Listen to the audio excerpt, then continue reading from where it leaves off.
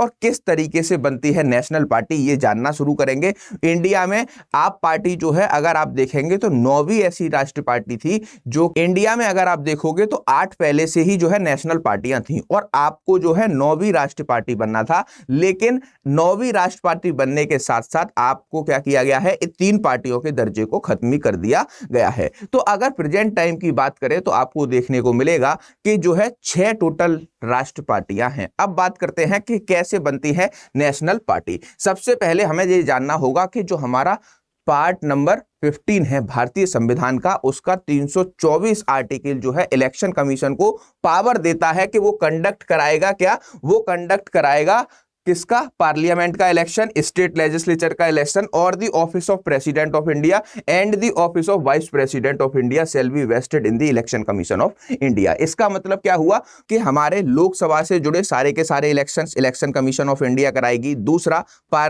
हमारे राज्यसभा से जुड़े सारे के सारे इलेक्शंस, राष्ट्रपति के चुनाव या फिर हमारे वाइस प्रेसिडेंट के चुनाव हो, सारे के सारे जो है क्या, सारे के सारे इलेक्शन जो है इलेक्शन कमीशन ऑफ इंडिया के द्वारा ही कंडक्ट कराए जाते हैं। ये पावर भारतीय संविधान देता है और आर्टिकल 324 इलेक्शन कमीशन को एब्सोल्यूट राइट देता है। अब बात होती है कि ये तो इलेक्शन कंडक्ट कराने की, लेकिन नेशनल पार्टी कैसे बनाई जाती है। तो अगर आप देखोगे the election symbol representation and allotment order 1968, जिसका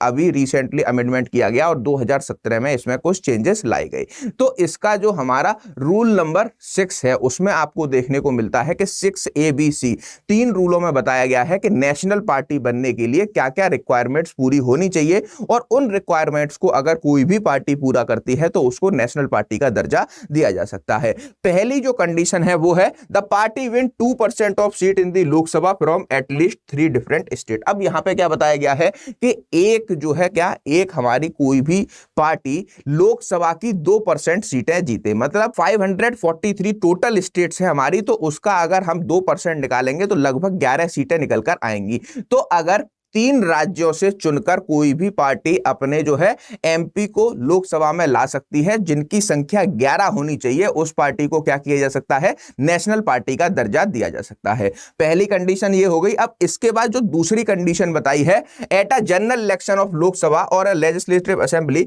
the party pole 6% of votes in any 4 और more state in the addition it wins 4 Lok Sabha seat. अब दूसरी कंडीशन क्या है, दूसरी कंडीशन है कि जो भी लोकसभा या स्टेट लेजिस्लेचर असेंबलीज के इलेक्शन हो रहे हैं वहां पर पार्टी का वोट शेयर कितना होना चाहिए, 6% टोटल वोट शेयर होना चाहिए उस स्टेट में। तो ऐसे केसेस में क्या समझा जाएगा, ऐसे 4 राज्यों में अगर कोई भी पार्टी 6% वोट शेयर लेकर आ जाती है तो उसको जो है नेशनल पार्टी का दर्जा दिया जा सकता है। और तीसरी कंडीशन है the party gets a recognisation as a state party in 4 state, या फिर जो है पार्टी को जो है क्या मिल गया हो, 4 स्टेटों में, 4 राज्यों में जो है स्टेट पार्टी का दर्जा मिल गया हो। ठीक, तो ये 3 कंडीशन है, इनमें से अगर कोई भी एक कंडीशन फुलफिल कर दी जाती है तो क्या होता है, तो उस पार्टी को राष्ट्रीय पार्टी का दर्जा दिया जाता है। अब इन तीनों कंडीशन में आपको देखने को मिल रहा होगा कि जो दूसरी कंडीशन है कि at a general election to a Lok Sabha और अ legislative assembly the party poles 6% of votes in any 4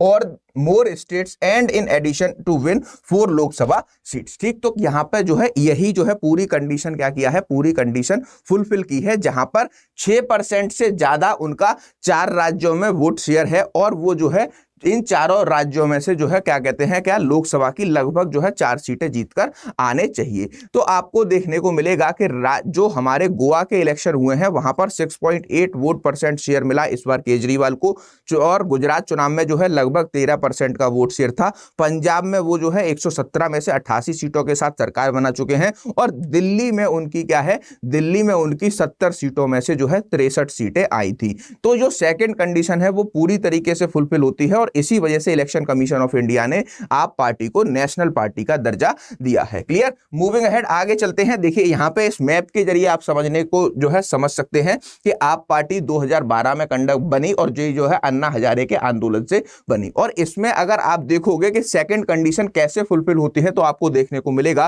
कि गुजरात में 12.92%, वहीं पंजाब में 42.01%, और अगर आप दिल्ली की बात करते हो 53.6% और गोवा में 6.8। ये जो 0.8 का जो क्राइटेरिया है 6.8 का, वो गोवा में फुलफिल होने के कारण आप पार्टी को क्या हुआ, नेशनल पार्टी की कंडीशन फुलफिल करने का मौका मिला और आप पार्टी पूरी तरीके से जो है अब नेशनल पार्टी बन चुकी है। मूविंग हेड, अगर हम बात करते हैं कि अभी हमारे यहां पर राष्ट्रीय पार्टी कितनी है और टोटल नंबर ऑफ पार्टी कितनी है, तो इलेक्शन कमीशन ऑफ इंडिया को यह अधिकार तो दिया गया है कि वो जो है किसी भी पार्टी को राष्ट्र पार्टी या फिर स्टेट पार्टी डिक्लेयर कर सकती है, लेकिन इलेक्शन कमीशन ऑफ इंडिया को यह अधिकार नहीं दिया गया कि वो उन पार्टियों को जब रिक्वायरमेंट्स नहीं रहे तो उनको डी रजिस्ट्रेशन का राइट नहीं है, बस वो जो है उनको डिक्लेयर कर सकते हैं कि अब कौन सी पार्टी स्टेट पार्टी नहीं रहेगी और कौन सी पार्टी नेशनल पार्टी नहीं रहेगी। तो तीन जो है पार्टियां यहां पे हमें देखने को मिलती हैं, सीपीआई और एनसीपी, टीएमसी, इन तीनों को ही क्या किया गया है, इन तीनों को ही पूरी तरीके से जो है नेशनल पार्टी के दर्जे को जो है